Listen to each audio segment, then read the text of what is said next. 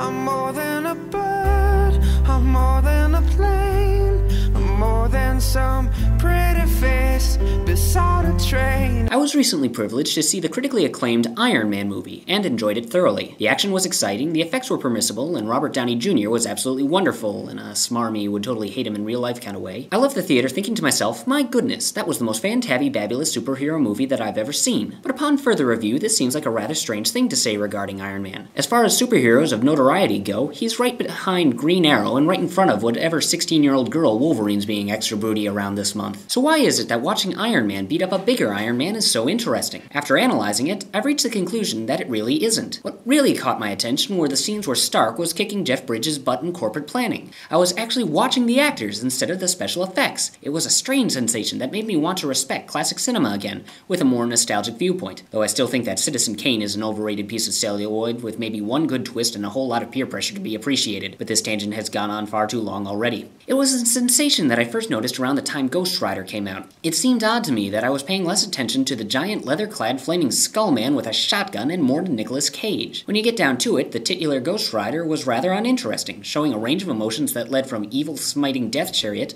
to poor conflicted soul, with not a lot in between. Then you had Nicolas Cage, the man who went toe-to-toe with Sean Connery, who stole the Declaration of Independence, who was Fu Man freaking Chew in Grindhouse, which essentially sealed my perception that it was the best that it could possibly be. The point desperately trying to be made here is that Marvel heroes of late have had the fascinating issue of being more interesting as secret identities than as the heroes themselves. Consider the more popular alternatives: wisecracking acrobat versus whining gimp, brooding mama's boy versus demonic anti-crime beast, vague serial murderer personality versus, okay, Superman fails no matter what discussion you're having. Loser versus devil, Jennifer Garner versus Jennifer Garner in a corset. Superheroes are always more interesting than their reality-bound counterparts. This is not a problem in a comic book medium where drawing Peter Parker requires about the same amount of effort as Spider-Man, but in the moving pictures, there is a decisive difference in cost between watching web-slinger sail gracefully through the New York skyline and watching Peter whine while walking down the street. The secret identities are needed more by financial necessity. This is not a good thing. Marvel is slowly learning this and is making the men behind the mask more interesting to compensate, to glorious results. I'm not saying that a good old-fashioned superhero villain brawl has gone out of style. I'm just saying that it's no longer feasible to place the entire story on the shoulders of one climactic showdown. Superhero movies need to, and it seems strange and unnatural to actually write this,